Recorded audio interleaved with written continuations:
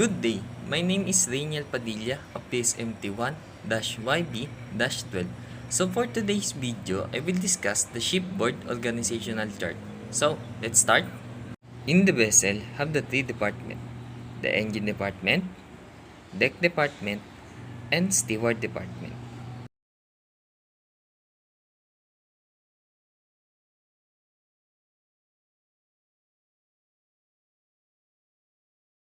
The master.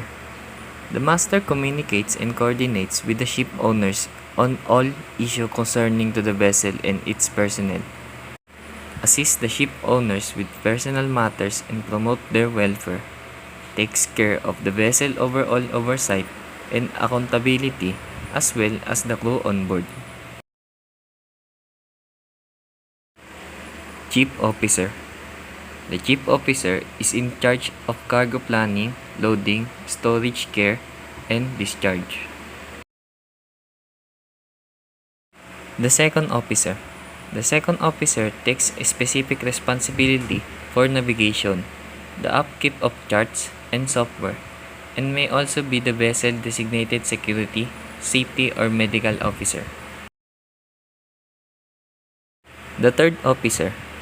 The third officer or safety officer is usually responsible for the upkeep of life-saving and firefighting equipment.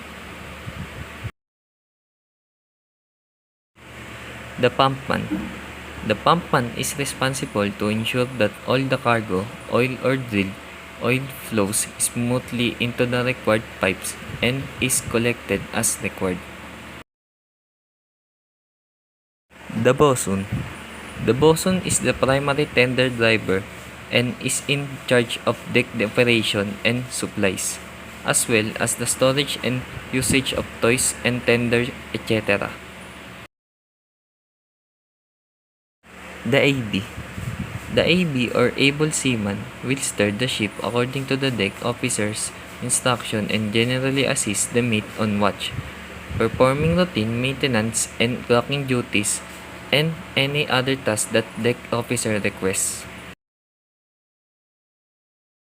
The OS. The OS or ordinary seaman performs work pertaining to general maintenance, repair, and sanitations, and upkeep of material, equipment, and areas that are the responsibility of the deck department. Deck cadet. The deck cadet has to complete the prescribed sea time obtained at Certificate of Competency as officer in charge of navigational watch.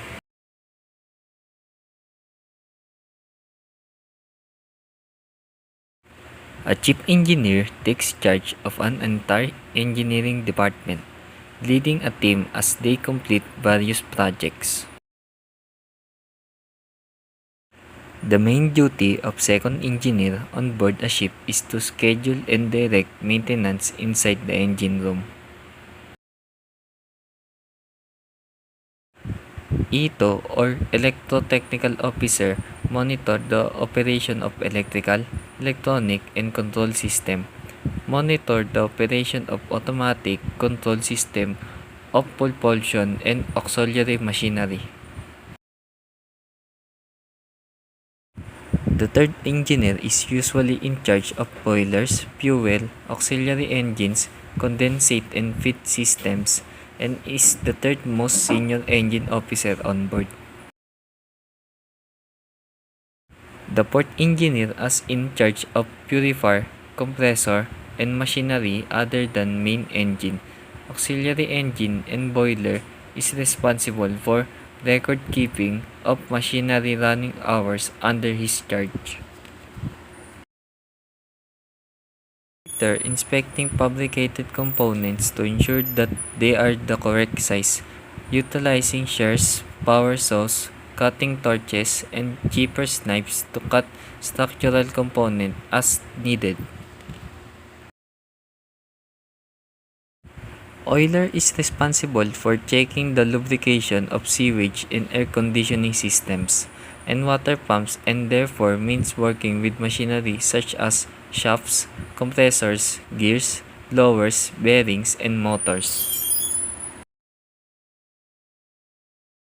A wiper is position responsible for both cleaning the engine spaces and machinery of the ship and assisting the ship engineer as directed.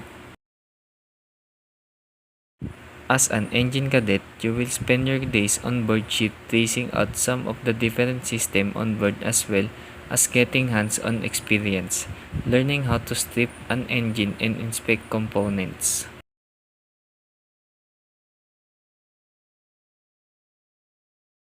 A chief steward supervises and coordinates activities of pantry, storeroom, and non-cooking kitchen workers as well as purchases, kitchen supplies and equipment. He/she inspect kitchen workrooms, storerooms, and equipment for cleanliness and order.